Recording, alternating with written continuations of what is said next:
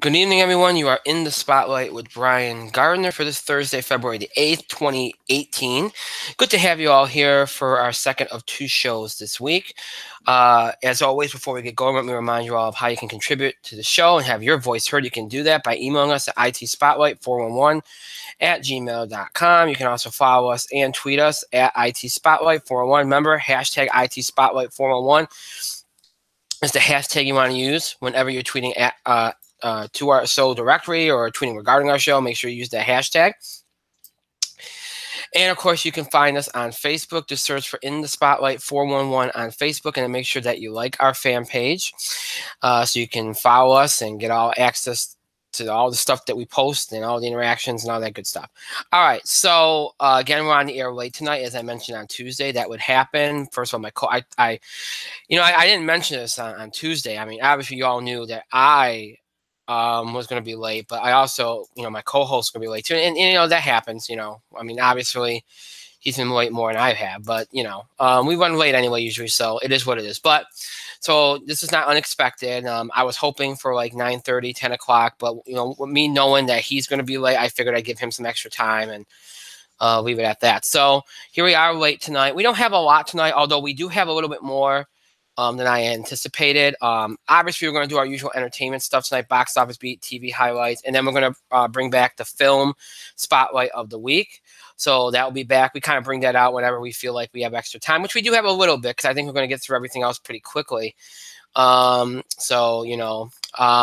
we also added, and I said this on Tuesday, that if we added something to tonight's show, I'd let you know on Thursday. Now, normally that would mean I'd add something entertainment related. And there are some entertainment things I could have added, but they would require us to talk for longer than I probably want to do tonight. I kind of decided to add something that I thought was more pressing. And even though this is an entertainment show, that does not preclude us from talking about any big sports or wrestling stories. And we've done that in the past. If something big happens, I feel like can't wait. I've said, hey, this is worth talking about tonight. And with everything that's going on this month, potentially, my wife going into labor anytime and everything, I figure it might be better to talk about things when they need to be talked about, instead of, leaving it to chance that we're going to definitely do a show the next time we do it, have a schedule to do a show. So I figured tonight, instead of doing some of the entertainment stuff that we could have done that might have required more time, I figured I'd do something that doesn't require as much time. And would fit right, and really is something that probably should be talked about today, because I think by the time Tuesday comes, it'll be talked about to the point where nobody will care about talking about it anymore, at least some of it anyway. So I decided to throw in a sports story here because I think it is pressing, and that is today's busy NBA trade deadline, including all the moves that the Cavaliers made, some of which were shocking, to say the least. So we're going to talk about some of these moves and the broader implications of them. And look, we when we talk about trade deadlines, whether it's baseball, basketball, whatever, some trade deadlines are active, some trade deadlines are slow. More than not, trade deadlines have become slower in this day and age of, especially in the NBA with, free agency being as big of a thing now as it is. And in baseball now, so many people paying attention to, farm systems and not spending too much money. So things have changed compared to the way trade deadlines used to be. But yeah, I mean, trade deadline, which is a rarity, and it's worth talking about, because especially with the Cavs, because there was a lot of significant moves that were made today. So we'll talk about those moves in the deadline today, and especially the Cavs and what's going to happen with them going forward, because obviously what they did was extremely significant. So we'll talk about that here today. And that way we don't have to do it on Tuesday, and it doesn't sit till Tuesday. So we'll do that, and that'll be our show for tonight. So a little bit of sports, but mostly entertainment on the agenda tonight.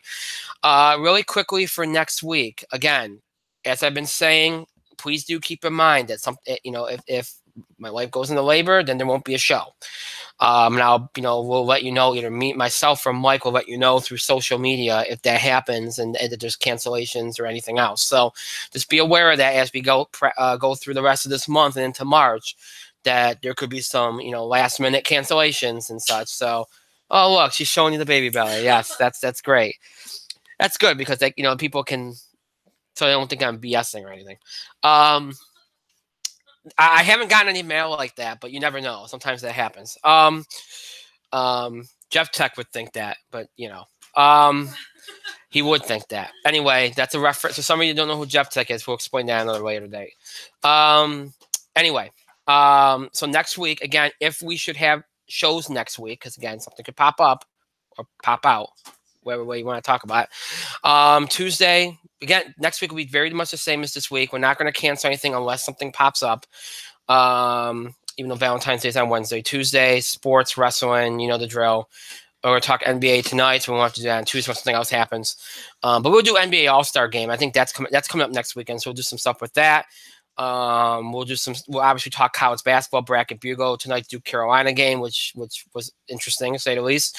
All the big upsets from this week in college basketball, including Villanova's loss last night. Look at St. John's go all of a sudden.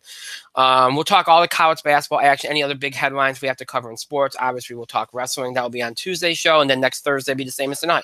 Box office beat, TV highlights, film picks, film spotlight. If we have time, I don't know if we'll do that for sure. We might do a couple other entertainment things. We'll see what happens. It depends again on time as always. We'll see what happens next Thursday, unless she should go into labor before Thursday. Will be our last labor and delivery class. So after that, there shouldn't be any issues unless again she goes into labor. So we won't have to worry about too much about as far as being late. As late as we've been on these Thursday shows these last 2 weeks. So that's the schedule for next week. Again, we're kind of taking it week to week. Really, we're taking it day to day with everything that's going on with me. So thank you for your patience and understanding with this as we go through this. So, and then, once things settle down, we'll be back to normal and we'll start some of the things that we've been trying to do, but it's been kind of hard with everything that's been going on. So, so thank you for your patience with all of this and such. So, all right. So that's a kind of an idea of what's going on, schedule and everything. So my co-host is not on right now. He's probably running. Again, I said he had some situation too that was going to cause him to run late because we had some bad weather yesterday, and his job had an event scheduled, and it had to be postponed till tonight. So that's why he is late tonight. So we'll get started without him, and he probably prefer that. So we'll get started without him. We'll do some things, and when he comes on, we will obviously bring him in and get the ball rolling in regards to anything he wants to contribute. So all right, so let's get started. And we'll start with entertainment as we always do. Save the basketball stuff for last. And we'll start with the box office beat as usual. And we'll start off with what was and look, we said that it could be, it's and I don't know. Usually, I do a better job of pushing the idea that it's Super Bowl weekend, and Super Bowl weekend tends to be one of the worst box office weekends of the year because obviously when you lose Sunday. Now Sunday's usually the weakest of the 3-day weekend at the box office, right? We know that. People go back to school and work, so they don't go out on Sunday night to go see movies. That kind of kills your business. But even though that is the lowest day and it shouldn't make too much of an impact, here's the thing, folks. Okay, you lose Sunday, obviously makes a significant impact on your weekend growth. But also, here's the thing: if people know that they're going to go and party on Sunday, have a big party, that they might be using Saturday to prepare for that. They might take it easy the rest of the weekend, knowing that they're going all out on Sunday. It does impact the rest of the weekend. We've seen that time and time again over the years. There's a reason why studios don't usually release anything big Super Bowl weekend. And I don't know if I really pushed it. I usually do push it more. I didn't push that narrative as much last week as I normally do. I know that for a fact. If I did, I might have went a little bit lower with the totals. So I kind of, fell into the same trap of thinking, hey, it's only Sunday. It shouldn't affect the rest of the weekend, but it can. So it was a down weekend at the box office. And look, the way that things have started out this year, they've been okay. They haven't been absurdly. We've seen some Januaries in recent years be absurdly great. It hasn't been a bad January. It's certainly been a solid start. So you can afford to have this week. And this is really a weekend where most studios know. I mean, like I said, there's only one major new release and no other releases expanded, no awards movies expanded, nothing like that. So studios expected this weekend to be a bad weekend. Okay, a low kind of weekend. There's a reason why after you get through the first week of February, you start to get into more of the blockbusters. So usually the first big blockbusters of the year start to hit second week of February as you approach winter break and spring breaks and everything. And then we build into March. And now, of course, April, you know how the box office is now where big movies come out all year round for the most part. So, once you get through this week, things start to, you kind of, you're far enough away from the holidays. You're starting, the awards movies are still kind of hanging around. They will until the beginning of March, but you're really starting to build the box office and start to build things to a point where you're getting to the big blockbusters, and hopefully you're going to lift it up to some very good levels, like you see during the holidays and summer coming up. So, this was kind of a transitional weekend. It wasn't a great weekend. Your number one movie was Jumanji, which after 1 week being removed from the number one spot by Maze Runner, returned to the number one spot. Mostly because Maze Runner dropped 56%, but also because Jumanji has been holding ridiculous and only dropped 32%. So, that's going to do it for you. And it's seventh week, Jumanji takes number one. You haven't seen a hold in a situation like this, believe it or not, since Titanic. A lot of people thought maybe Frozen, because Frozen had a similar kind of trend too. No, Frozen did not do what Jumanji's doing. The fact that they were getting number one in its seventh week, and again, it got some help. Maze Runner dropped considerably, and that was always going to be a front-loaded movie anyway. But still, it had to hold as well as it did to do this, and it did. And it barely beats Maze Runner. Jumanji moves from second to first with 10.9 million. Again, 32% drop-off. Maze Runner drops from first to second, 10.4 million, 56% drop-off. So, look, not great totals. And obviously, that means it's a very bad weekend at the box office when you can't even have a movie break over 10 million. But nonetheless, again, most studios expected this. And the fact that Jumanji is even able to do this in its seventh week and Super Bowl weekend is a testament to how good it's been doing. Last week's only major new release was Winchester, and I classify Winchester major as and should be in quotes because it only opened in 2,480 theaters. So it wasn't major, but still, it came in with 9.3 million, which again was about where I thought it would be, maybe a little even lower than that. Not out of the realm. It could have been worse.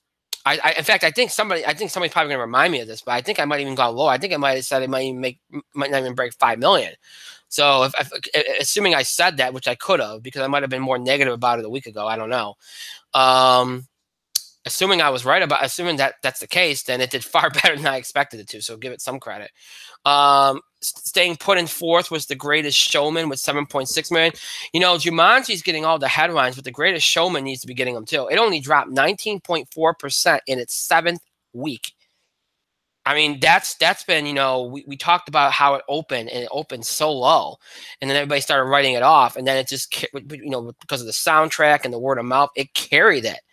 And it's carried it all along, and it's done a great job. It's right next to Jumanji. It's had the best hold. It's been ridiculous how well it's held.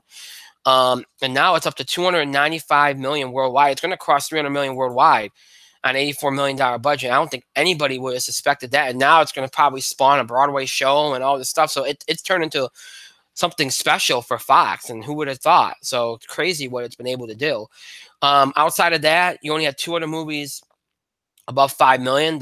That was The Post that stayed put in fifth with 5.2 million, 42% drop off, and Hostos dropped from third to sixth, 5.1 million, 49.5% drop off as it gained 118 theaters. Everything else finished under $5 million, including some of the movies awards movies that have been doing well the last couple of weeks. Shape of Water, 4.4 million, Three Billboards, a little over 3 million, I, Tonya, 2.4 million, and Darkest Hour, 2.3 million. If you're wondering about Star Wars, but that's become kind of a story too of how far it's dropped since pretty much the holidays when people and families went back to work and kids went back to school. 2.3 million. It is now up to 1.3 billion. I said it hit 1.5 billion. I think that was probably the goal. Disney's going to say that they never thought it would make Force Awakens. With nobody did. If you did, you're crazy. But I think Disney at least thought it would get to 1.5. So it didn't underperform by that much. But in my mind, it did underperform. Now, was that because of the movie? Probably. Clearly, some people didn't like what they did. But I also think, too, it had to do with the competition. Did anybody expect Jumanji to do what it did? Did anybody expect Greatest Showman to do what it did? You know, you got to factor all these things in. It's not just about what Star Wars did or didn't do. It's about what everybody else did too. You know, when Force Awakens came out 2 years ago, nobody competed with it. As far as the family audiences goes and whatnot, nobody competed with it. Well, even last year, Rogue One, nobody competed with it. This year, you had competition. Now it's going to be interesting to see because, you know, before studios were like, oh, we can't open in December, Star Wars. There might, depending on the project, you might see studios say, you know what, we can do that. I mean, they already said about Jumanji's next sequel that they won't be afraid to put up against Star Wars, and why wouldn't they be? What could happen this time around? So, you know, it's that, you know, maybe some of the intimidation is gone. It still made a lot of money. It's not, I mean, anybody that thinks this is a flop or a major disappointment is ridiculous. It did underperform a little bit, but it's not alarming. I really don't think it is. So, you know, that's been a kind of a story over these last few weeks. So that's really all the big things we can talk about when it comes to last week's box office, because there isn't much to say. It wasn't a great week, obviously. It wasn't a good week. It was really a bad week, but it was an expected one. So it's not something you get alarmed about. And it's not something that if you're a studio, you really worry too much about as being indicative of any kind of trend or anything worrisome as you head, you know, into what is becoming what is really, you know, the beginning of the prime, you know, not prime, but like the beginning of the build up to what we normally see at the box office, big blockbusters, and you know, you're starting to head into that now, starting with this week. You know, because Valentine's Day is situated right in the middle of the week. And when that happens, you really almost have two Valentine's Day weekends. I talked about this a couple years ago. When it falls in the middle of the week, now obviously some people will go to the movies during the week, but there are people that might work nights or might not have the time, and they might transfer their Valentine's Day date or Valentine's Day plans to the weekend that's closest to Valentine's Day. Well, when it falls smack dab in the middle of the week, might not be able to do that. So there might be some people that choose to do that this weekend. There might be some people that choose to do that next weekend. So you get a little bit of a boost from that. But again, also you're heading to some school vacations and stuff too now. So this is where the box office starts to take off.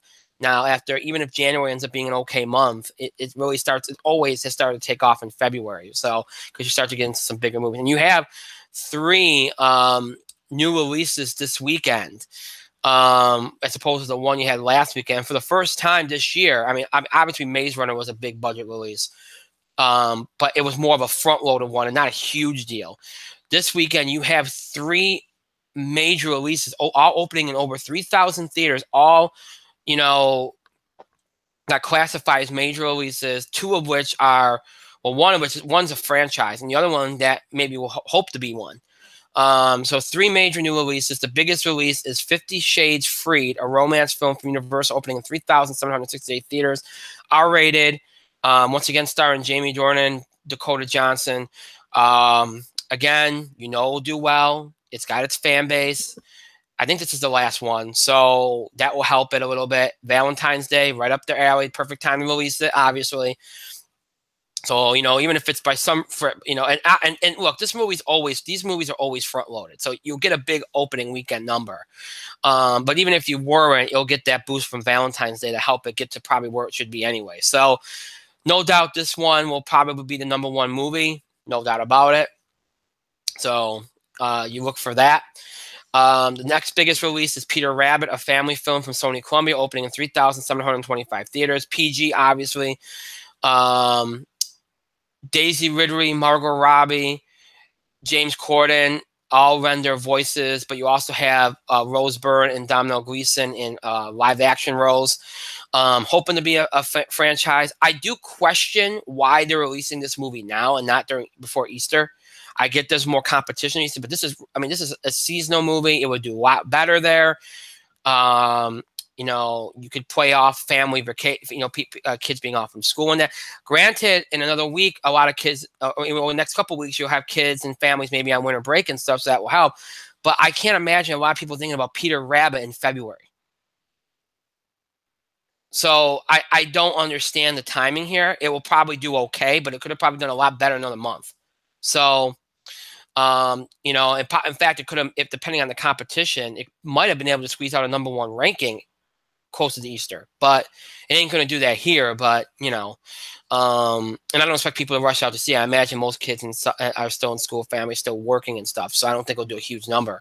Probably do well enough to get to like 20, 30 million, but that won't get it to number one, not even close. So probably enough for number two, though, I'd imagine. And then third biggest release from Warner Brothers, the 1517 to Paris, a drama opening in 3,042 theaters, directed by Clint Eastwood, starring Jenna Fisher and Judy Greer. Plus, all those that were involved in this event, the real heroes of this event are in the movie. If you've seen the advertisements, you know they've been heavily promoting that, which I think is a cool thing for them to be in this and to, you know, obviously accurately depict this event.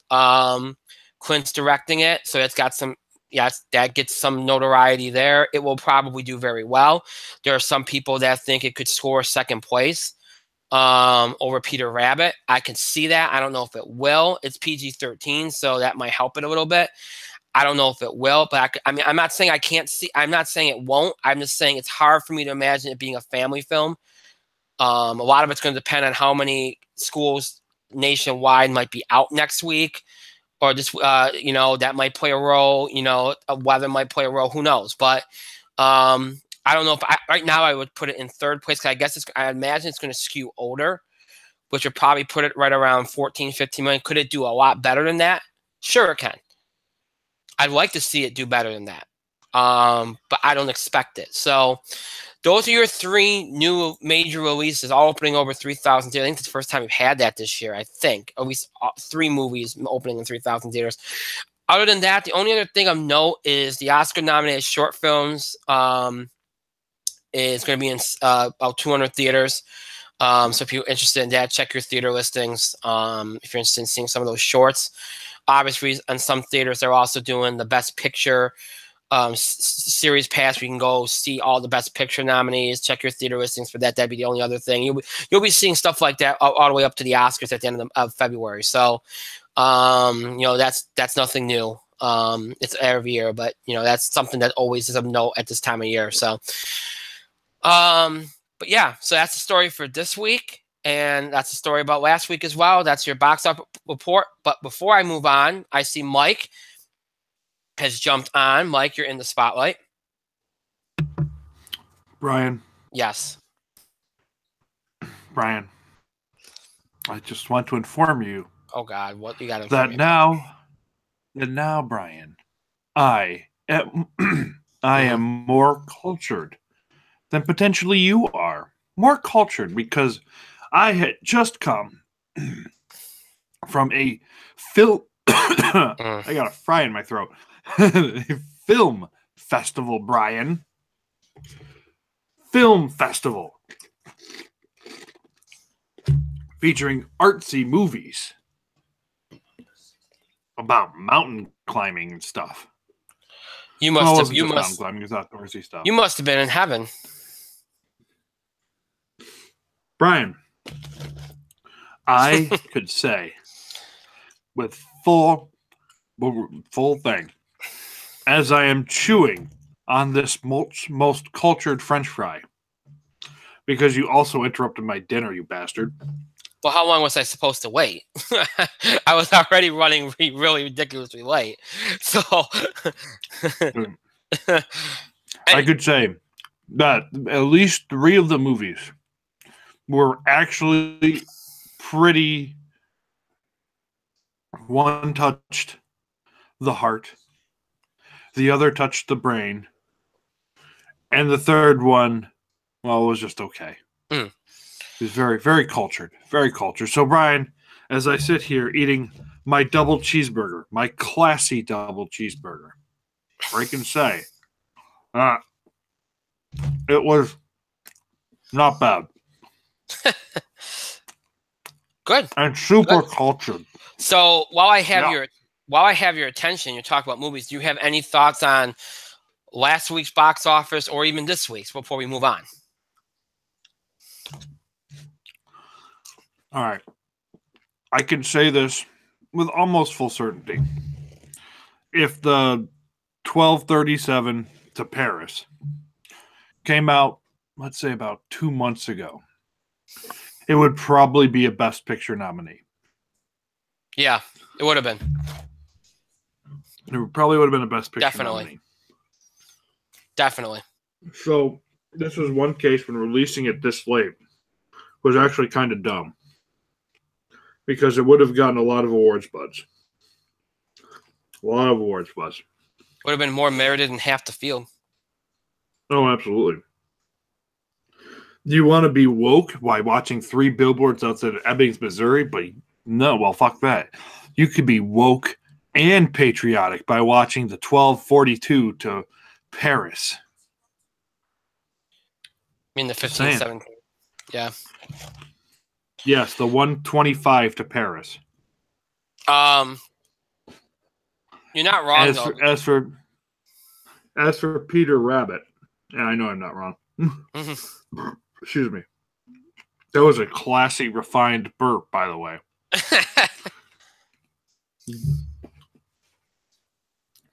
As for Peter Rabbit, I wholeheartedly agree. That should have been out in like a month. Closer to Easter. It is super early in the and look, yes, it's going to get crushed by Avengers. Everything's going to get crushed by Avengers in about 2 months. Is it going to get crushed by Deadpool? Yeah, everything's going to get crushed by Deadpool. But it would have been a themed movie. I mean, for crying out loud, people saw Hop. Do you remember Hop, Brian? Yes. Oh, I certainly don't. But you know, you make a good point, though. Easter. Yeah. It came out around Easter. It came out like the week before Easter, and it did incredibly well the entire month of April. Right. I mean, Easter's on April 1st. All they had to do was release it like the week before, like Good Friday or something. Yeah. And people would have gone out and seen Peter Rabbit because it's a nice Easter-oriented movie because it has a bunny in it. Right. It's not rocket science. No. All right. I mean, look, will it do okay? It'll do okay, but it would have done so much better in another month. I mean, it would have been so much better. And all right. And as for 50 Shades of Grey, it's for your 30-something to 50-something women to want to feel alive again. Mm-hmm. And for the 20-something couples who want to see some spicy, steamy action. And for the guys, it's a chance to see boobies. So you could say that, yes, Brian, it is front-loaded. It is double D front-loaded, maybe. Oh, jeez. Well, anyway. I mean, let's face it. That statement had all the subtlety of 50 Shades Freed. Yeah. Which is not subtle at all. Yeah. So who cares? And let's be honest here. Just to set the stage for next week. Anything that it does, even if anything does well this week, it's going to be crushed next week. If you're paying attention to reviews and to the early numbers for next week, Black Panther's going to crush everything. So, and it's getting almost 4,000. That 3,800 theater count they got for next week might be low. I think they're going to have more than that. I think they're adding theaters right now. So. Yeah, it's expected to make at least 150 million. Plus, I think more schools and such will be out the weekend for the week after that weekend, so that will help it too. But next week you got 3 major releases: Black Panther, Early Man, and Samson. Black Panther will be the biggest release, and no doubt it'll be the biggest. It'll be the #1 movie, no doubt. So we'll talk more about that next week. But just setting the stage, this week's kind of like. You got some movies that are going to do well. Like I said, 50 Shades Freed. I'd probably go about 50, 60 million, maybe a little more than that. I don't expect it to be under. Peter Rabbit will probably do well enough to get second, maybe around 20 million, maybe a little lower than that. 15, 17, The Paris will skew older. I'm thinking 14, 15 million. Again, it can do better than that. I don't expect it to, though. And then you'll probably get all the holdovers. Jumanji, the way it's been holding, you figure around 8 million or so. I wouldn't be surprised to see Greatest Showman right under that with maybe 6.5, 7 million. I imagine Maze Runner will drop to around 6. And then I think everything else will be under 5 million because of the way everything's been playing out. So that's kind of what you'll see this week. Next week, Black Panther will kind of be that first true big juggernaut for the year. It'll definitely, right now, I would say early estimate 150, but we'll see. And then everything else will be there too, and we'll see how those do. We'll talk more about those other movies coming out next week.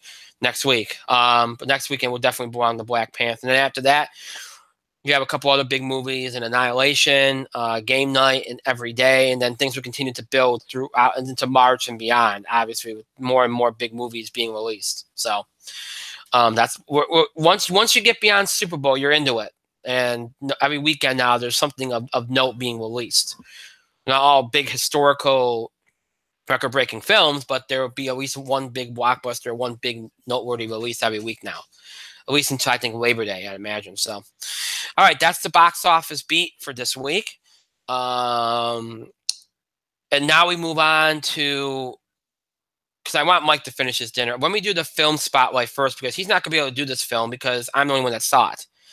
And when we last left off, I'm only going to do one film tonight because I was going to do Jumanji, but at the same, or Greatest Showman, but at the same time, a lot of you are still getting the chance to see those because they're kind of carrying over. Remember, they're still doing well enough. More and more people are still seeing them, so I figured we'll wait on those. So I'll do so that, I think where we left off was on Star Wars. I said I'd wait on Star Wars so that more people see it. Well, clearly it's slowed down now. It's still in that 1.3 billion range. So I think at this point it's fair to bring that up now. So I'm going to do Star Wars right now as the film spotlight of the week, and then we will move on.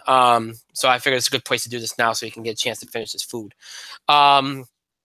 So let's do Star Wars because that's where we left off in terms of movies that either one of us have seen that we want to spotlight. First of all, I mentioned this before. I'll say it obviously a number of times. We've talked about the controversy around the movie, all the things that people are criticizing for one reason or another. Look, if you go into this movie, I'm a diehard Star Wars fan. I've been a diehard Star Wars fan since I was 7 years old. I got the toys, the action figures, the whole deal. Okay, so don't think that I'm not a fan. When I went into this, did I expect what I got? Absolutely not. Did I know a little bit about what was coming? Yeah, because I spoil myself. Okay, that's what happens. But I like that, and spoilers don't bother me because I can at least prepare myself for what I'm going to see. So they don't bother me. Now, when I came out of this movie, and anybody that follows my Twitter feed or my Facebook knows that I was crazy about this movie when I came out of it, and I still am.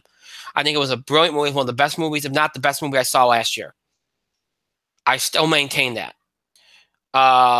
It was intelligent. It was cleverly written. It was the best use of Carrie Fisher's Princess Leia that we've ever seen, in my mind. The casting was great.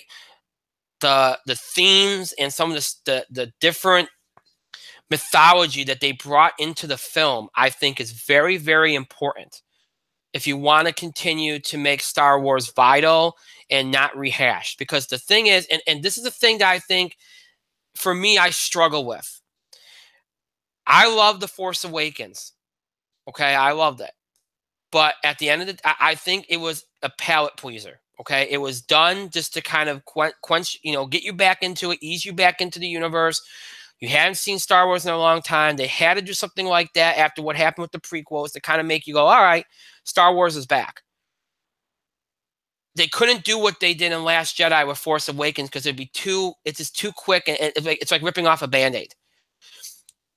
But it's funny. I remember telling somebody after I saw Last Jedi, I said, was this what I expected? No, but it's the story and the movie I didn't know was needed, but it was.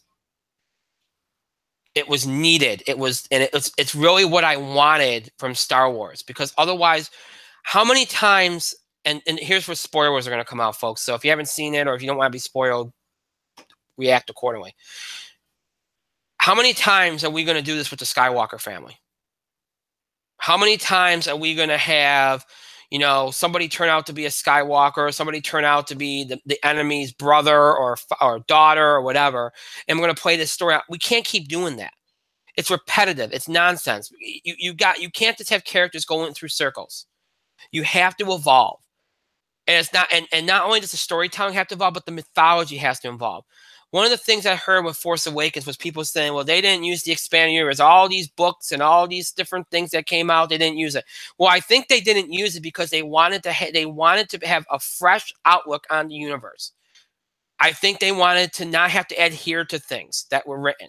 They wanted it to be vibrant and fresh, and they just wanted to tell good stories and create their own mythology. And you saw that in this movie in spades. You know, one of the things they announced was Rian Johnson's going to do his own trilogy. I think you saw aspects of what he's going to do in this movie. He added more to this universe and made it so much more interesting, so much more intriguing, and made it so that it can evolve for a new generation that will not be just satisfied with what you got in the 70s and the 80s. You know, you can't go back to what you can't just live off of Luke, Leia, and Han. You just can't. They already got rid of Han. They had a career trajectory. Han, Luke, and then Leia. Obviously, what happened with Carrie Fisher, may she rest in peace, is going to change their plans. But at the end of the day, I get what they're doing. I thought what they did in this movie, there was so much good character development. What they did with Rey is interesting. What they did with Poe was pretty much a non-entity in the first movie. You got no character development with Poe. This movie, you got tons of it. Finn got further development. The addition of Rose was very good. The Kylo Ren Rey stuff was fascinating. Luke was amazing in this movie. It was to see him in the state he was in was a very good narrative choice, because otherwise we just have a rehash of the original trilogy. The Yoda cameo was brilliant. The stuff with Snoke, I know that people think it was anticlimactic, but it worked. It was an interesting. That scene was one of the best scenes in the Star Wars film I've ever seen. Incredibly well done. Visually, everything was very well done in this movie. And the ending, the last half hour to 45 minutes is so good. And I really wish they hadn't done what they did with Laura Dern's character, because I think she could have been a great she could have filled a role in future movies. But her arc was really good. And anybody that was worried about the Porgs being this ridiculous annoyance like the Ewoks don't have to worry about, because they weren't enough for it to be a worrisome thing. Generally, and the way that they leave this movie, the last frame of this movie is so important, because it opens up so many doors for what they can do. Same thing with what they did with Rey. It opens up so many doors, because it implies that anybody can be, not necessarily, but can have the Force. And that the heroes don't all have to be just Skywalkers. It implies that there's more out there, and that there's people out there with the power. And it gives you so many more story opportunities than just keeping it always Skywalker, and those affiliated with the Skywalkers. So I thought they did a brilliant job. I get that it's going to turn a lot of people off, and that people are going to be like, no, that's not good. That's not good. I get it. But you know what? A lot of those, I would argue this. Not every single person, but a lot of those same people thought, well, Force Awakens was too much of a rehash. Well, you didn't want a rehash. You got something completely new, and now you're complaining that you didn't get something that was a rehash. Can't have it both ways. All right. If you didn't like either one, then fine. That's your prerogative. But don't be complaining about The Force Awakens being a rehash, and then when you get something new, you're complaining about that. Can't have it both ways. So really, really highly recommend this. I encourage anybody that goes into it. I think the general moviegoer will appreciate it and think it's a great movie. If you're a diehard Star Wars fan, there might be some that appreciate the new what's new about it, and there's some that won't. It's a divisive movie. It's very subversive, and it's what it is.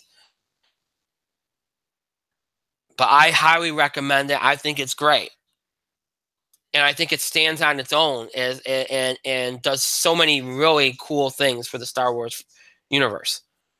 So if you haven't seen it, check it out. Remember, keep an open mind. and see how you think about it. That's really the best advice I can give you, because everybody's going to have, it tends to be like a 50-50 thing. You don't really like it or you really hate it. You're not seeing too much in between on it. So, but yeah, that's Star Wars: The Last Jedi. So, yeah. So that's that film spotlight of the week. Next time we do this, we'll do Jumanji and we'll do The Greatest Showman, one of which I saw and one of which Mike saw. I saw both of them, but Mike only saw one of them. So we can do that next time, and that way we both, we should get into some stuff that, we both of us saw, So, all right, that's the film spotlight of the week, Star Wars: The Last Jedi. Now, there'll be other movies too. I've seen a couple other movies too, but I'm trying to get to the bigger ones. And then we can do some of the awards movies and stuff that I saw. So, all right, that's the end of the film spotlight of the week. Now we got TV highlights.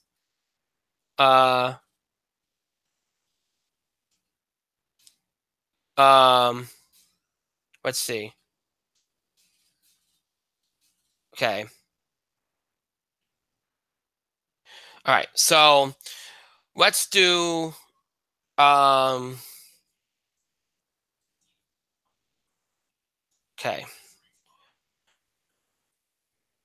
All right, let's go on to the TV highlights. Mike, you got any TV highlights?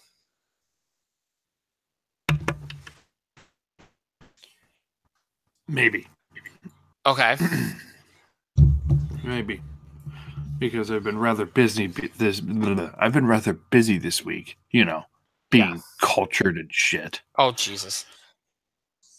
Being cultured. So I really haven't had a bunch of time to sit down and watch TV like a common person. Actually, that's a lie. I've watched quite a bit of TV this week. So let me start with Black Lightning. That's a show I've seen. I think it was I think I saw the book of it's like Lawanda, the Book of Hope, I think it was. And this episode, I mean, I know I'm on episode 3. And this episode dealt with it featured the debut of a popular Outsiders character, Grace Choi. And she kind of interacted with Black Lightning's daughter. And it's a big thing because they kind of end up as like a power couple. It was a very interesting episode. It kind of highlighted how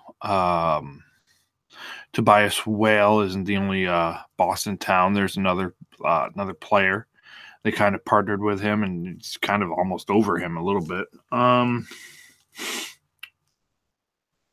It was interesting. It's interesting. And it was a good episode. It was a very good episode. I enjoy Black Lightning. I'm enjoying it. It's well acted. Chris Williams does fantastic work as the titular character. So Black Lightning's worth watching. It might just be the best of the DC shows for the moment. I'm not caught up on Flash. I've been watching an awful lot of Drunk History. And there were 2. I believe there were 2 new Drunk Histories lately. Both of which were super interesting. I'm trying to struggling to remember what they were. I've been busy and I'm dealing with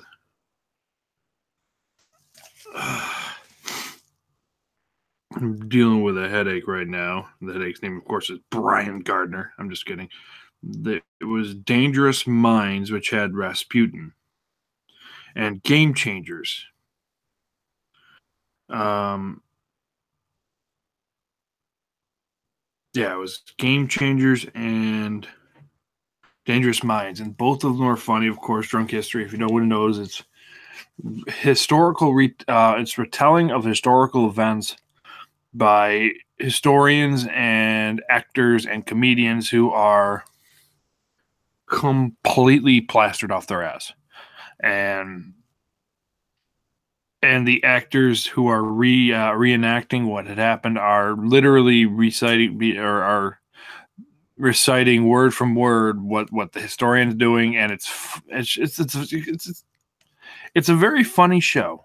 It's a very funny show. It really opens your eyes. It's really the tagline for the show is history is intoxicating, and it really is, and it's hilarious, and you should watch it. It's on Comedy Central. They've been airing all the old ones and the new ones, so I've been watching a lot of Drunk History that way. Let's see, Black Lightning, Drunk History. There was a new Dr. Blake. No, it's not new. It wasn't a new Dr. Blake. It was an old Dr. Blake. Dr. Blake is, of course, on Ovation. It was Australia's #1 show, from what I'm told. And it was one of the first episodes, I think, but I hadn't seen it yet. It was a solid mystery, dealt with a murder in a mental hospital in the 1950s, which were a very different place, and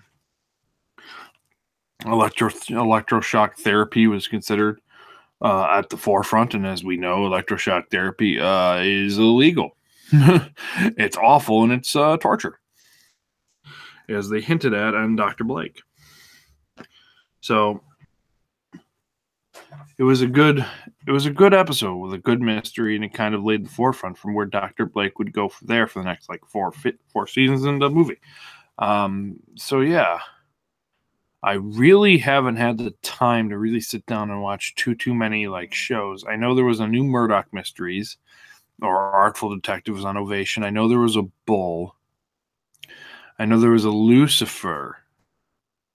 There's like a Flash or two, but I'm not really going out of my way to catch the Flash at the moment.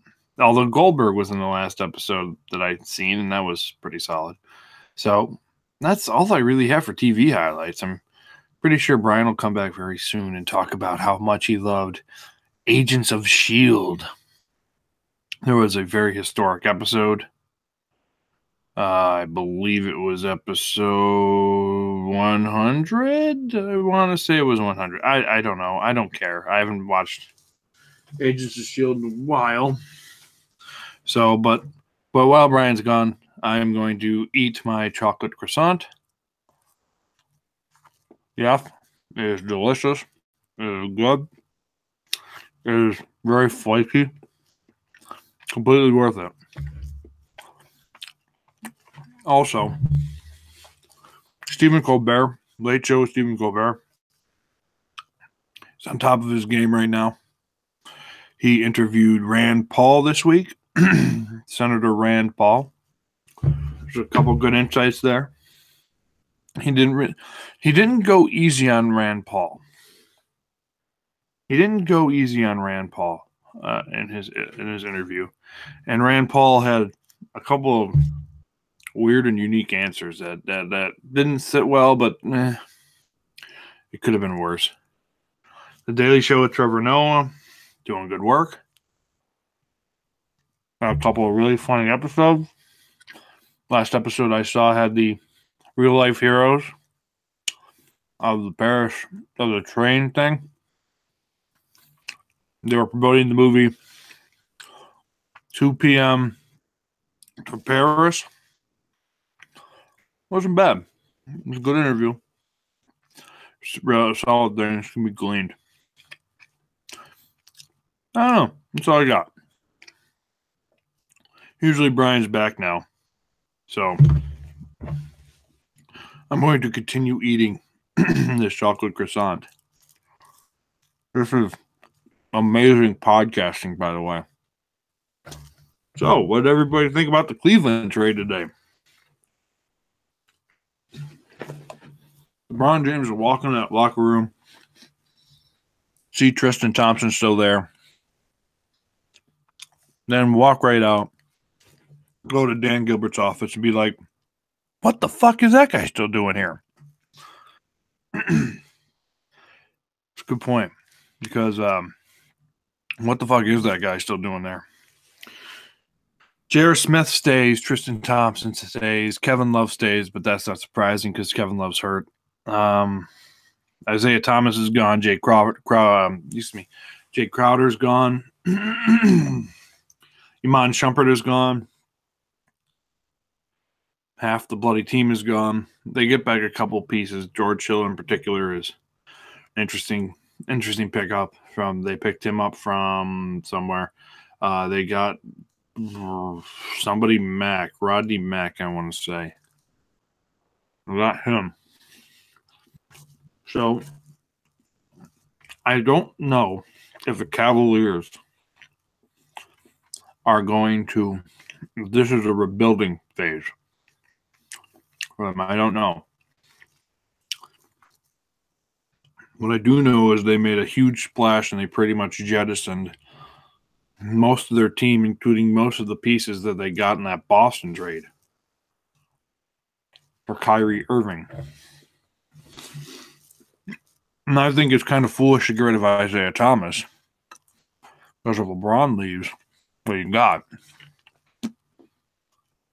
Nothing. Nothing is the answer.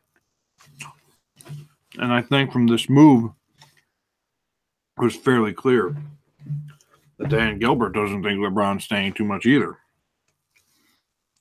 Although apparently, according to sources, a lot of these deals figure it's actually made it easier for the Cavaliers to re-sign LeBron, more cap space, or made it easier for the Lakers to re-sign LeBron, more cap space. So, who knows what they're going to do? Because in the end, the LeBron James saga is going to begin again in the summer. And if anything else, I can admit that I was wrong. I think it might be the year that Boston finally ascends to the finals. Kind of breaks them that last couple season deadlock of just Golden State and Cleveland. This will be a year for Boston to ascend and compete. Although it's going to be very, very hard to beat this Golden State Warriors team, which is, while they still have their holes, they still have their problems, it is going to be mighty hard to beat them in a 7-game series.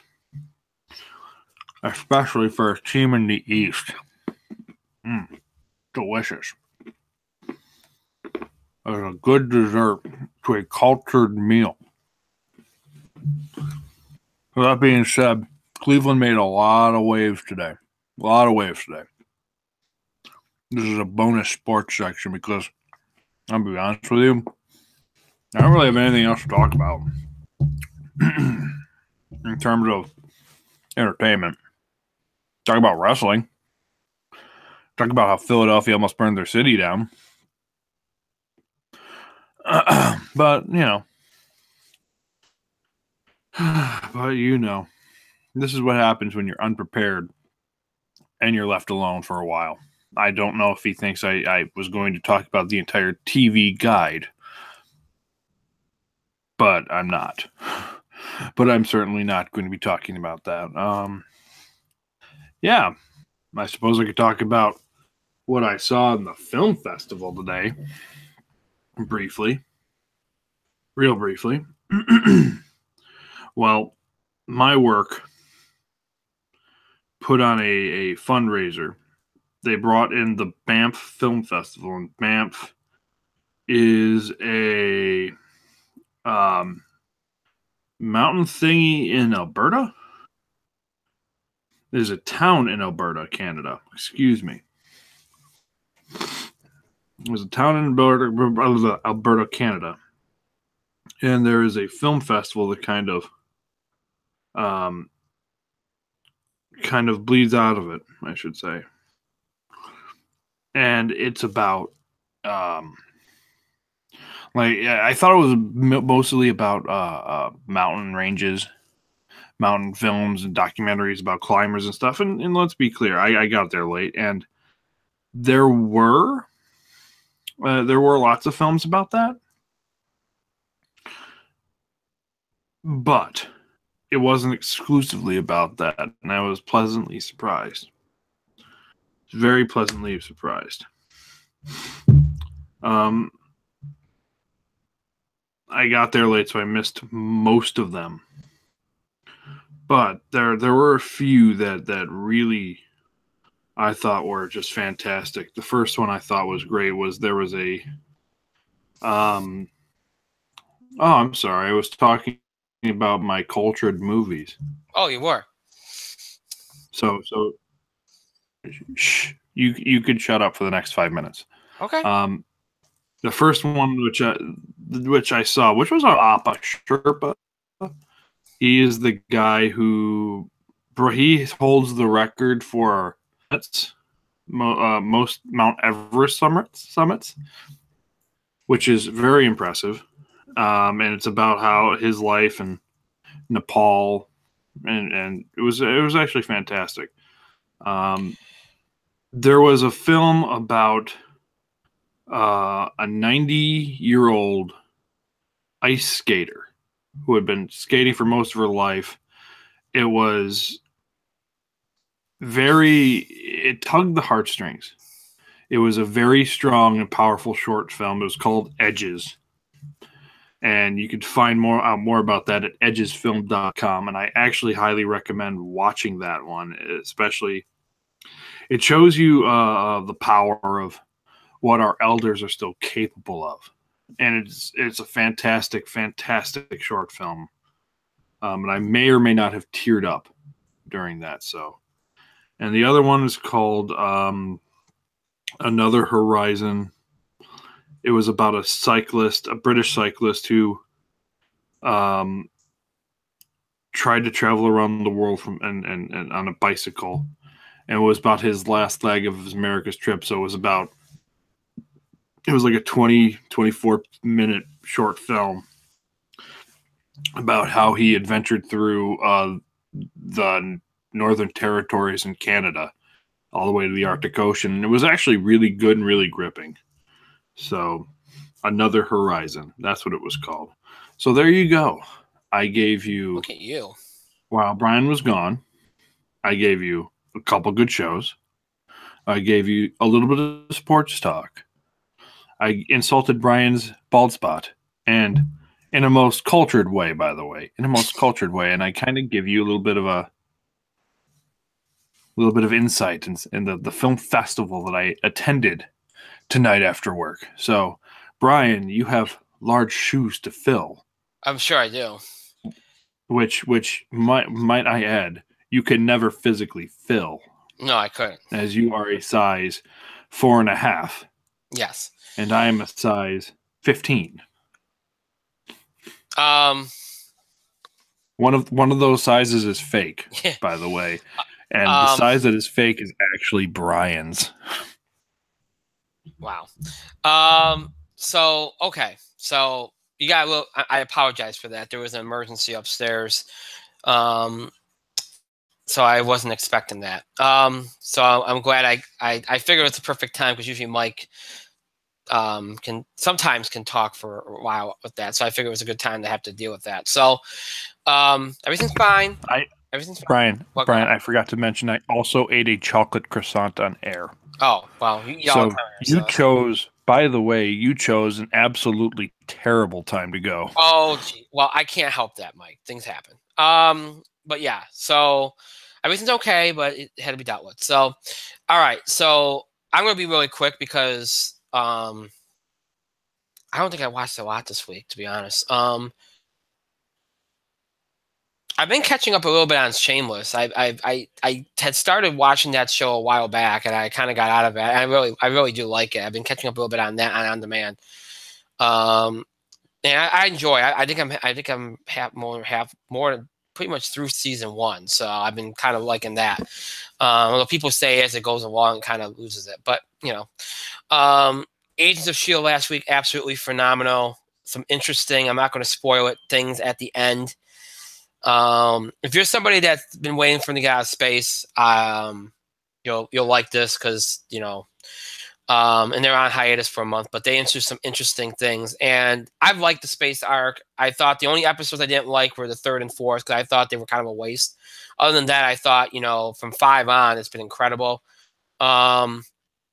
They left everybody in a really cool spot, and again, there's some interesting things there. And they did something with one character that was very comic, like kind of a nod to her comic book, something that happened to her in the comics. So I thought that was really good. I'm really curious to see where they're going to go, especially as they approach the 100th episode in Infinity War. So I think they did some good things there. What else did I watch? What else did I watch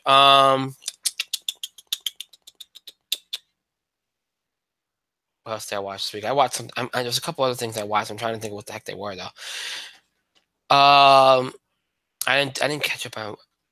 Like I mean I did watch the DC shows, but I don't care right now. Like I mean I don't mind. Legends of Tomorrow's okay when I get the chance to watch it. Flash is getting better.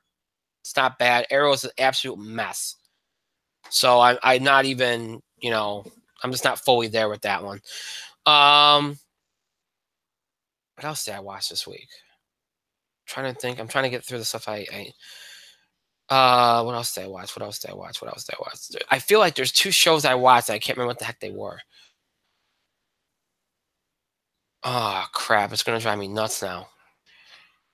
I hate when I have something on the tip of my tongue and I can't think of it. Well, if I think about it, I'm going to have to leave it at that because I can't remember and I don't want to waste time. So if I remember during the rest of the show, I'll bring it up. But otherwise, I'll just hopefully remember them next week because I can't remember. There's 2 other. I know there was 2 other things that I watched. I spent a lot of time watching them, especially yesterday when we were all with the snow and everything. And I just can't remember what the heck they were. That's going to drive me bananas. Wow. So if I think of them, I'll mention it. But otherwise, I'll leave it at that. I know that's brief, but Mike gave you a lot. So that's it. Unless I remember the 2 shows I'm thinking of, that's it for TV highlights of the week, at least for me. At least for, I guess, for both of us, because Mike already went. So, and we have one more thing to do tonight. So let's get to it because this might take a few minutes, at least a few minutes. As I said, I had a couple ideas as far as what else we could do tonight. And more, they're all entertainment related. But then, today's NBA trade deadline happened, and the Cleveland Cavaliers happened. And as I said, we're not if a big story breaks, doesn't matter if it's not a sports show or an entertainment show. So we'll talk about it if I feel like it can't wait. And I think this can't wait. And I thought this would fit better tonight because it doesn't require a lot of time. And it's so very rare that we get active trade deadlines anymore. And we had an active one in the NBA. And look, there was other moves today. There were other moves today that Knicks made a move. I'm going to look up the moves right now. There was a lot of moves today. But Cleveland took the focus. And I mentioned this on the air Tuesday. I said that the Cleveland Cavaliers situation was taking the NBA by storm and was going to be the centerpiece of the trade deadline. And it ended up being that. It ended up exactly being it. And first, let me bring up the other moves first, because the Cavaliers are obviously the big story. As far as what happened today. I'm trying to see what happened here. Now, because what the Cavaliers did obviously impacted what other teams did. Jameer Nelson went to the Pistons. Ennis went to the Pistons as well, so that helps them a little bit. Let's see. I'm trying to look up the rest of it here, because I know I'm going to miss some if I don't. Here we go.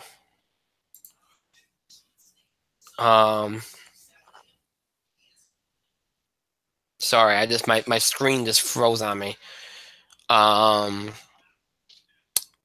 It sucks because when that happens, I can't move anything. Here it is. Okay. There it goes. All right. Cool.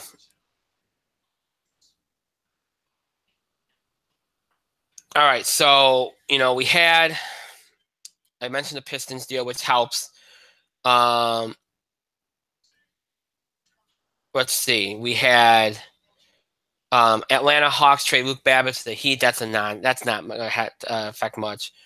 Let's see. We mentioned that. Nuggets traded Emmanuel Mudiay to the Knicks.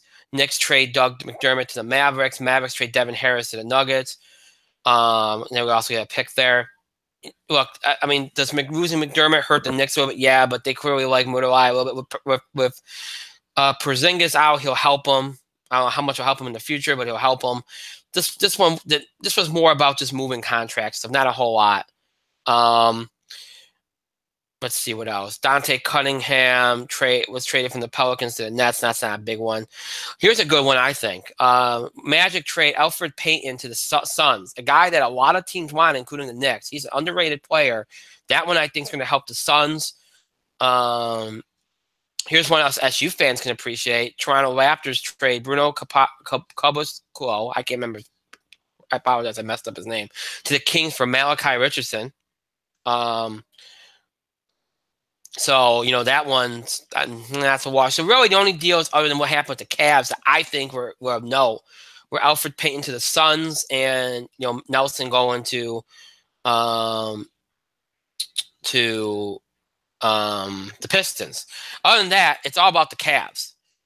And because all those deals tie back to the Cavs. And ultimately, the Cavs started this day, what would end up being a turbulent day, by trading Isaiah Thomas, Channing Frye, and a protected 2018 first-round draft pick to the Lakers for Jordan Clarkson and Larry Nance Jr. And then they followed that up by trading Jay Crowder, who they got from the Celtics with Isaiah Thomas, and Derrick Rose to the Utah Jazz, and Iman Shumpert and a 2020 second-round draft pick to the Kings. In that same deal, the Jazz traded Rodney Hood to the Cavs and Joe Johnson to Sacramento, and the Kings traded George Hill to Cleveland. And then later on, the Cavs would trade Dwayne Wade to the Miami Heat. The Heat would also get Luke Babbitt later in the deal with the Hawks. So the Cavaliers basically turned over almost most of the roster today. Now, let me point this out.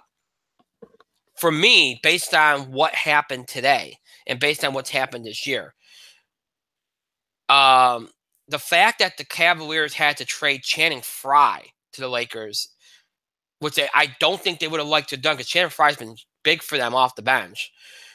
That's something they really probably did not want to do. But it goes to show you how much they wanted to get rid of Isaiah Thomas and how much they also wanted to get younger and more athletic. Because Jordan Clarkson and Larry Nance Jr. are very good young athletic players. Are they superstars? No, but they're very solid players that can do a lot for you and can defend. And that's been the Cavaliers' problem, is defending and wing defenders. These guys will help them. And then they trade Jay Crowder and Derrick Rose. Look, Derrick Rose, you get him off the team, you get him off the team. He wasn't doing much for them. Crowder wasn't either. Crowder did great with the Celtics. Wasn't doing good for the Cavaliers. He'll help the Utah Jazz. Rose probably won't, but he'll help. Iman Shumpert is a good defender, but he really wasn't offering much defensively. I think the Cavs are looking more for two-way guys. So that's why they moved him. Rodney Hood is a very good player. He'll help Cleveland. He's a scorer. He can shoot the ball. They need a shooter. He'll help them there. He'll do for them what Johnson and Smith aren't doing. So that's a good deal. And George Hill is a guy that's been linked to the Cavs for a long time, and it's a guy that I think LeBron's wanted. He's a guy that complements him very well. He's a professional guy when he's motivated, which I think he will be with Cleveland. He can do a lot of things. You saw what he did with the Pacers. George Hill is a great addition to this team. A very good addition. Now, the Wade thing. The Wade thing was apparently something that they asked him.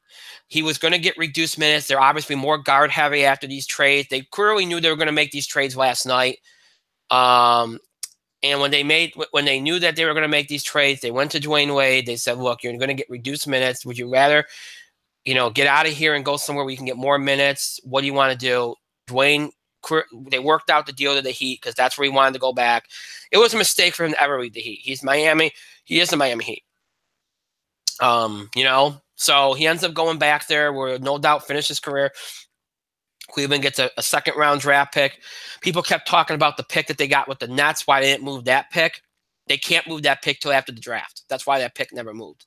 Now, here's the thing. If you've been following today, a lot of people have been talking about what's going on with the Cavaliers since, the NBA Finals and everything that's happened and how we all got here and how this whole thing imploded.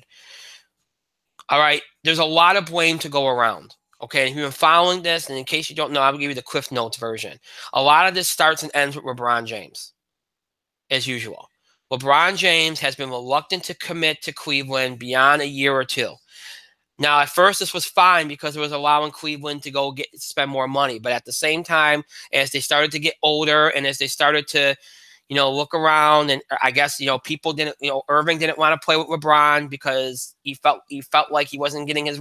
Remember, LeBron has to dominate the offense. You either like it or you don't. And Irving didn't like that. He wanted to be able to prove himself. So you had that issue.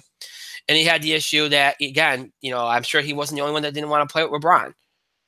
But LeBron didn't want to commit. So, the Cavaliers are like, hey, you know what? We can't build for the future if we don't know what's going to happen with you. That caused some friction with Dan Gilbert. It's been said that him and Dan Gilbert have been only strictly professional relationship. Their relationship has gone downhill. We've seen that it seems like Dan Gilbert could care less if LeBron leaves or not. In fact, there's people that think he was hoping LeBron would waive his no trade clause and get off the team because he's at that point. And I honestly think, based on what you're hearing, that they probably wanted to get rid of LeBron before they got rid of Irving because they thought they could build around Kyrie Irving. They probably could have. You're seeing what's going on in Boston. They probably could have. So you got that LeBron stuff. LeBron didn't want Irving to lead the team. Obviously, he does, which probably angered LeBron, caused more friction with the Cavs. They even did it. They go get Isaiah Thomas. It never works out. Thomas is very outspoken, which has not done him any favors. He's obviously not healthy. There was a lot of concern when he had that surgery of whether he would be the same player or not. And it now looks like he might not be. Again, this could change, but it doesn't look like it.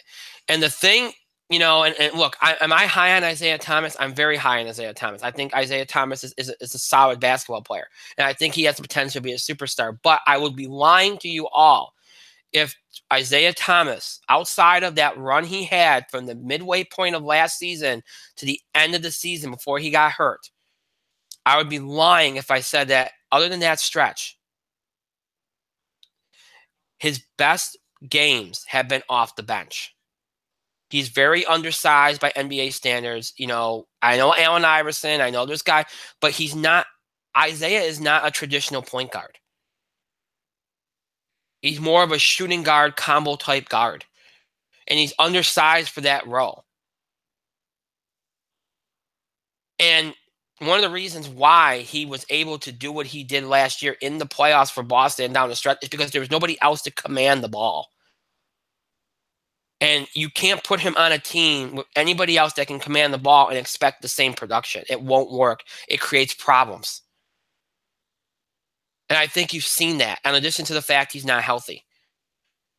So I'm not trying to pile on Isaiah Thomas here. He could still be a very good player, and that does not mean he can't start, but it has to be under the right circumstances. If you throw him on a team, there's nobody, and it's a very balanced offensive team, then I think you can have him be a starter and it can work. If not, he has to come off the bench. That's just the way it is. Otherwise, it's just never going to work. It's just too many, and he's not a good defender. So that's a problem. And I think you saw that. He didn't do himself any favors criticizing the coaching and all this other stuff and doing it publicly. Closed doors, fine, but publicly. So what you're hearing is that there's a lot of resentment. I guess one of the things that a lot of the Cleveland Cavaliers didn't like either was that when Dwayne Wade came back to the Cavs, LeBron was all in on Dwayne Wade and let some of his other relationships, including his relationship with J.R. Smith, fall by the wayside. He was all about Dwayne Wade. And that made a lot of other guys mad, and then you saw what happened.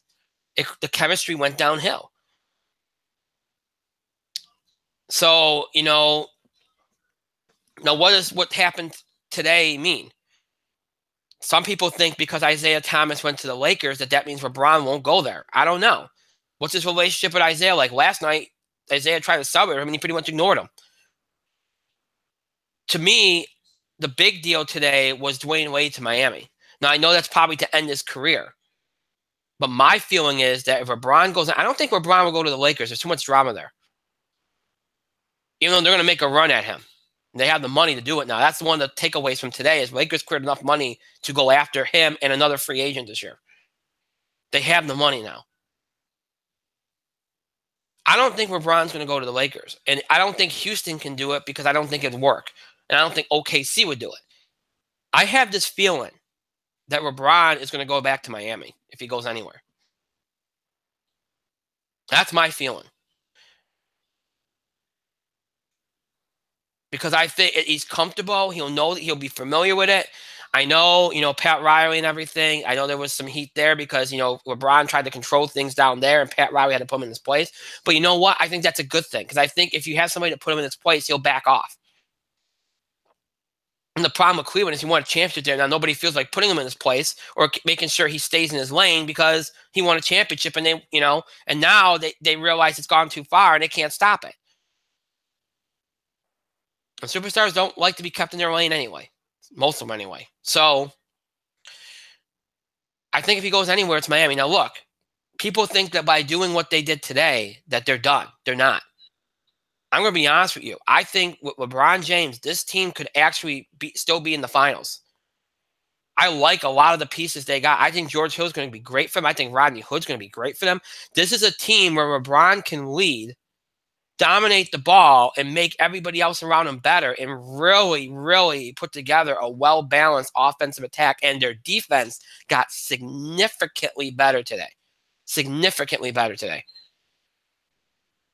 And if they ever can get anything out of Tristan Thompson, which I know might be a pipe dream at this point, but if they can get anything out of Tristan Thompson, that makes them even better. They're going to bank on Kevin Love coming. And here's the thing now. This opens the door for Kevin Love.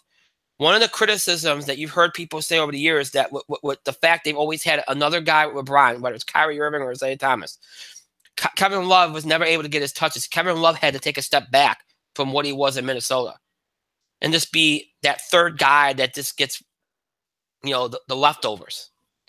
Kevin Love, when he comes back to this team this year, will be the second option. And with the kind of guys that they acquired today, will fit beautifully within that offense. So if Kevin Love comes back healthy and fits right in and performs at a high level with these guys around him, the Cleveland Cavaliers could still win a championship with this team. They can. I like a lot of what they did today. They changed the culture. They changed the chemistry. I think they would have liked to get DeAndre Jordan, but clearly that wasn't going to happen. But I like what they did today. And it took guts to do what they did today. And you know what? We'll see what they do about LeBron. You're hearing people say it's 50-50 whether he stays or not. And I think it is. I think if this team goes out there and gets to an NBA Finals and gets close to beating Golden State, I think he'll stay. Because I don't think any one of these guys that they acquired today is going to cause problems with LeBron. I think they'll be okay with playing with LeBron. They'll know that he has his ways and they'll just coexist. He'll have to smooth things over. There'll have to be some smoothing over with Kevin Love, but they did that before. I think I can imagine they'll do it again. So I like what they did today. I have more confidence in Cleveland today than I did 24 hours ago. I really, truly do. I think this team will click better. I think because they all will know their role and they'll be satisfied with their role. And they'll know who the number one is. Now, what does this mean for Isaiah Thomas? Because this is a fall from grace. He basically got dumped. You're hearing that the Lakers are going to. Luke Walton said today that he's going to play him on the floor with Lonzo Ball. Because one of the things that Isaiah's agent said was that he's not coming off the bench in LA. Now, here's the thing. He is going to get his touches in LA. He is going to have his touch. He is, and look, he will probably do better in LA right now. But if by some chance he doesn't, if he continues to be this kind of player the rest of this season, because remember his contract's coming up, then he's going to have to accept the fact that he's a sixth man. I think that's what he is anyway. I think he's a sixth man. I think he's a potential starter with the right situation, but he's generally the kind of spark plug. You come off the bench, and look, guys have made a career out of that. We've seen them. Had like Hall of Fame level careers being that. There's nothing wrong with it. He excelled the first couple years of his career in that role. He's a spark plug. If you have to use him as such, use him as such.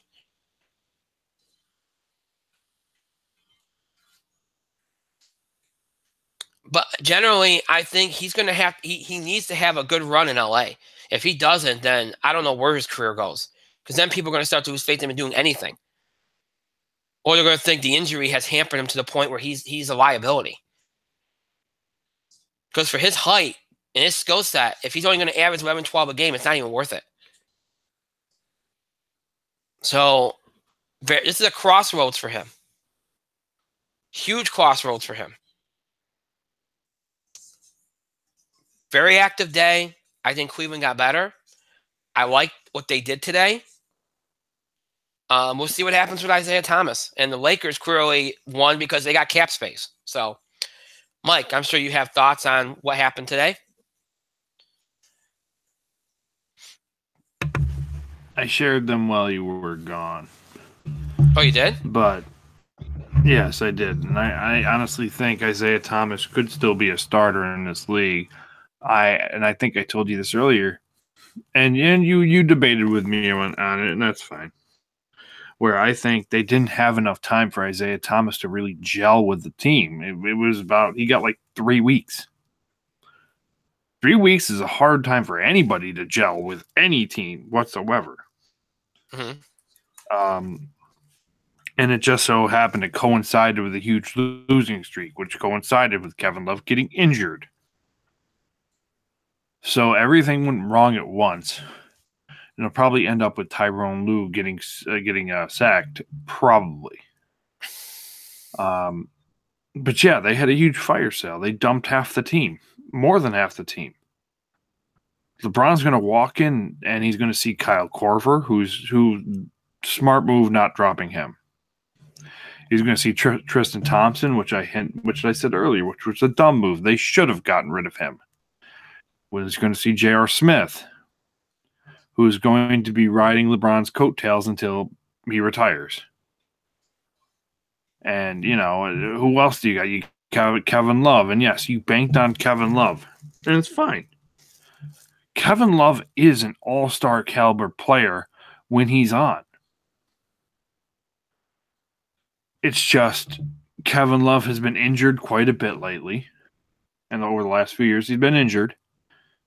And even now, and even then, when he's healthy, he's not the Kevin Love that he was in Minnesota. He's not the Kevin Love who's giving you 28 and 20. He's giving you 17 and 11 or 18 and 11, and that you have to make that work. They got rid of Channing Frye. I don't know if I like that move. They got rid of Jay Crowder, who was actually coming into his own on the team because, again, 3 weeks is not enough. Jay Crowder's had more than 3 weeks. But he was finally settling into his role. He was getting an established role, and they shipped his ass out to L.A. It's not enough time. They had Iman Shumpert. And Iman Shumpert, who is a very good player, they just wasn't doing anything this year. Mm-hmm. It's like, honestly, it's like everybody on the court, before Isaiah Thomas got there, deferred to LeBron, which is fine.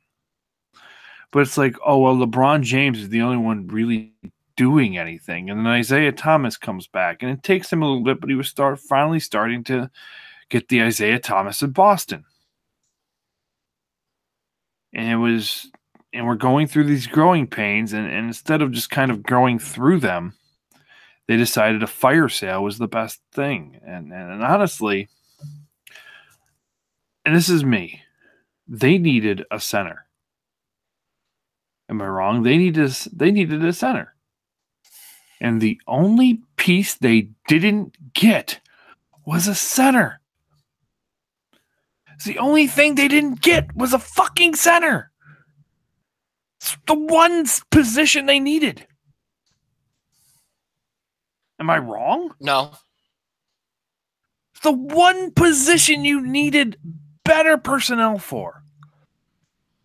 Because Your options were Tristan Thompson, who over the last 3 years has completely shit the bed, and Kevin Love, who's currently injured. There was a deal allegedly on the table a few days ago for DeAndre Jordan. For whatever reason, that deal fell through. Because DeAndre Jordan is still a Clipper. Right. And you traded away all your big pieces. You can't even buy a good center now. Could Cleveland theoretically get to the finals? Well, I said earlier this could be Boston's time. And I'm sticking by it. I'm sticking by it because I think Cleveland, I'm not saying they gave up on this season, but I think they gave up on the finals. And I think they gave up on LeBron. I think they're ready to part ways with LeBron again. That's just my opinion. I think they're ready to get to part ways with LeBron again. I think they're ready to rebuild that team pretty much from the ground up. Because Dan Gilbert, for all of his passion, might not have all of the basketball sense in the world. Because every expert, and we're not experts, every expert will tell you the one position Cleveland needed was center. And trade deadline, okay, you're making you need to make the fire sale, but you still get a center. So you can remain competitive. Or you fuck up. And I think they fucked up. Because, all right, they could be competitive. They got George Hill. George Hill's is still a solid player. They got Mac from Utah, I think, or Los Angeles, or one of the two. And he's still got some years in him. But the problem is, you want to compete with a team like the Warriors and the Celtics, you're going to need a presence in the middle. And Tristan Thompson isn't your guy. And he hasn't been your guy for the last 2 years. I saw 2 GIFs earlier. 2 GIFs, 2 GIFs, 2 whatevers. That says summarize Tristan Thompson since he had that breakout year. Yeah. Tristan Thompson dribbles to the basket, goes up for a layup, and the ball ends up on the other side of the court because he totally missed the fucking layup. You aim for the box within the box, and he didn't hit the box. He hit the other side of the hoop. He hit the other side of the court. It was pretty much the same one. I don't understand why Tristan Thompson's still on your team, especially if you're serious about wanting to go to the finals again. But I think Dan Gilbert's just serious about rebuilding his team again. So, yeah, they made a lot of moves. But in the end, I don't think those moves are going to move you any closer to a championship. Especially if LeBron James leaves. Yes, Isaiah Thomas was pretty much your backup plan. And you shipped his ass to the Clippers. Or the Lakers, excuse me. Oh, well.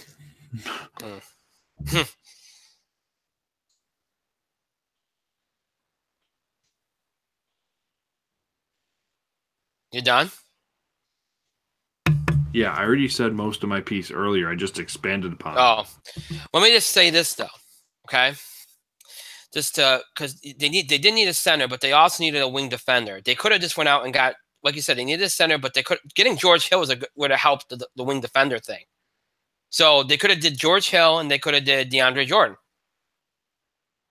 And considering the pieces they moved today, and again, Channing Frye is the only negative I didn't like them moving Channing Frye. But considering you were apparently willing to part with Channing Frye or Jay Crowder, you could have used those pieces to be able to get what you got. I would think you would have. I understand. I was talking about this with you off the air about how, Tristan Thompson, J.R. Smith, and that. I just don't think people wanted them. And I think that was the problem. I'm sure that's where they started, believe me. But I just don't think people wanted them. And you have to, you can only dump so much salary. And apparently, people weren't even willing to take them as a dump. So, it is what it is.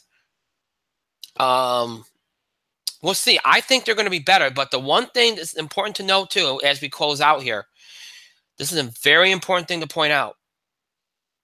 Even if they're good right now, okay, down the road, this is gonna end pretty quickly. Okay, a lot of these contracts would be up. Plus, money-wise, this does hurt them in the long term. There's a lot of money they just took on. It's gonna really hurt their flexibility, especially if LeBron does stay. And ask for money, because here's the thing: LeBron has been taking lesser contracts and less money for what, the last 4 years? How long he's been in Cleveland? 4 years, 5 years? So he has been 4 taking, years. yeah. So everybody expects him to go. He's going to have one more big contract, and he's going to want a big contract. He hasn't had enough big contracts. He's going to take, because even with Miami, he didn't have a big contract. The expectation is he's going to go for the max at 5 years and whatever, how many million he's going to ask for. I don't think Cleveland can do that with the current framework unless they move some pieces again. And then you're going to keep yourself in a situation where you got LeBron on there, and then do you have enough to go and get anybody else? And this might be why they're ready to part ways with LeBron James. Cleveland might be thinking, you know what? We got our championship with him. Maybe it's for the best. And let's move on.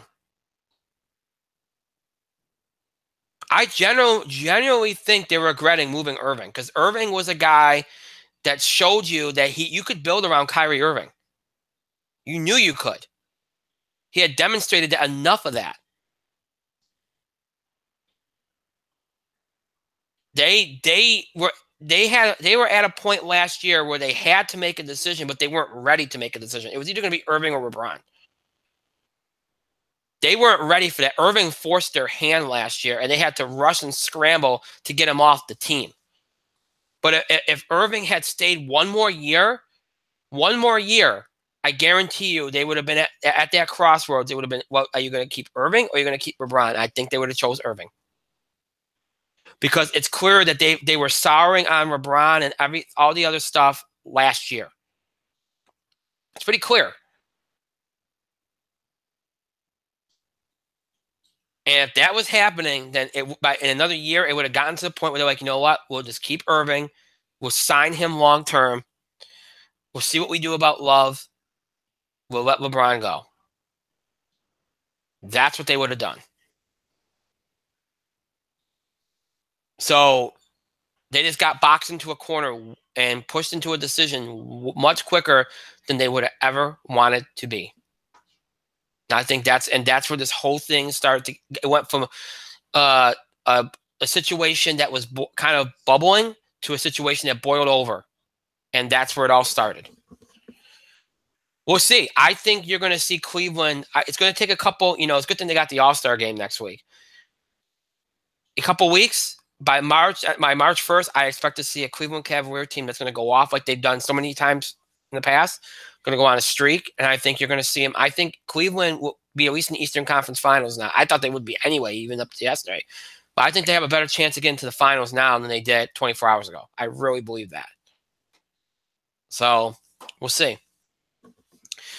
With that being said, we are done for tonight. As always, the show might be over. It's not mean you have to stop interacting and contributing to our show. Continue to have your voice heard. Send us your comments, reactions, opinions on things we talked about on the show, things we said.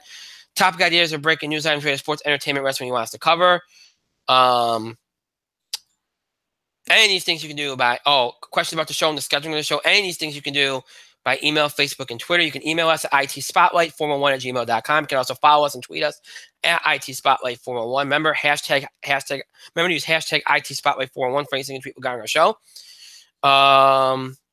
And, of course, on Facebook, search In the Spotlight 411 on Facebook, and then make sure you like our fan page so you can follow us and have access to all the goodies that we post on there, all the scheduling information, all that good stuff. Again, follow us on social media, Facebook and Twitter, to get the latest information about the show and anything else we happen to post. You can gain access to it by following us on social media. So if to follow us on Twitter, search for us at IT Spotlight 401 and follow us on there. And of course on Facebook, search for In the Spotlight 401. And then make sure you like our page so you can follow us and have access to everything we post, all the information, all the random things we post, and so much more. If you'd like to keep up with the show, look back at classic episodes. You have two ways in which to do that. You can either stream us anytime on Google Plus and YouTube. Just search In the Spotlight 411 on Google Plus and YouTube. And when you do, you'll be taken to our show pages on both sites. We'll have access to every episode we've ever produced for Google Plus and YouTube. That's every episode mid-October, from mid-October 2015 all the way up to tonight's current episode. Those episodes are available for you to stream anytime you want. So just search for In the Spotlight 401 on Google Plus and YouTube, and you'll be able to do all that and more. So make sure that you do that on Google Plus and YouTube. If streaming is not your thing, maybe you prefer to listen to us or listen to us on the go, listen to us in general because you don't like seeing us on screen, or maybe interested in older episodes of the show. If any of that applies to you, check us out on our main host sites, Podbean and iTunes, to search In the Spotlight 401. And when you do, you'll be taking our show pages on both those sites. We have access to every episode we ever produced in the 7.5 years we've been doing the show. Every episode for our original Blog Talk Radio run from October 2010 to January 2011. All of our talk show episodes from January 2011 all the way up to mid-October of 2015. And all of our episodes from Google Plus and YouTube. Every episode we've ever produced for Google Plus and YouTube. That's every episode from mid-October 2015 all the way up to tonight's current episode. All those episodes are transferred into audio format for your convenience. Every episode we've ever done in audio format for your convenience, from the oldest episode way back in October 20, well, from the most recent episode, that being tonight, all the way to the oldest episode, right all the way back in October of 2010. Every episode we've ever done available for you to listen to anytime you want, whether you want to listen to us at home or on the go. Maybe you want to check out older episodes of the show for the first time, or check them out again, or just keep up with current episodes. If any of that applies, you can do all that and more on our main host sites, Podbean and iTunes. Just search for In the Spotlight 401. Again, search for In the Spotlight 401 on Podbean and iTunes. So Google Plus, YouTube, Podbean, iTunes. Again, Google Plus, YouTube, Podbean, iTunes are your ways to keep up with the show and look back at classic episodes. Just search for In the Spotlight 401. Again, just search for In the Spotlight 401 on all of those sites. I want to thank Mike for being here tonight. Thank you, Mike. It is time for bed. Thank myself and our great show, pat myself on the back, and thank all of you for your continued support and contributions to the show. Thank you so much for watching. To those that will be watching or listening to this later, thank you to you as well. Again, thank you for your patience tonight. Well, Mike was late, but I was also late too, and thank you for that and for everything you do, all the understanding and patience as we go through this unpredictable time. Again, we're scheduled for 2 shows next week. Whether they come out, whether they actually happen, depends on whether my wife goes into labor or not. So if they do happen, then, Tuesday we'll do sports and wrestling. We'll do Bracket Bugle, college basketball bubble watch. We'll talk about all the big upsets, all the big games from the past week. If there's any other big NBA news or any other big sports news, we'll cover it. Wrestling we'll talk about as well. And then next Thursday, entertainment, box office beat, TV highlights. We'll probably do a couple other entertainment things. Some of the things I could have done tonight we'll probably do next week. Again, time permitting, because obviously I do have one more labor and delivery class coming next week. Assuming we make it to that point. If we do, then we'll have the class, and then it'll probably be another later show. If we don't and she's in labor, then we probably won't have a show at all. So just keep that in mind for next week. But that's the drill for next week. And as for what happens beyond next week, again, we're taking it week to week. We'll see what happens. So with that all being said, that is it for tonight. I hope you all have a great rest of your night, a great weekend, a great start to your week next week. We'll see you back here for our next show, broadcasting and streaming live on YouTube at 9 o'clock p.m. Eastern Time this coming Tuesday, February the 13th at 9 o'clock p.m. Eastern Time here on YouTube. That is our next show. Until then, have a good weekend, everybody. Stay safe. Talk to you next week.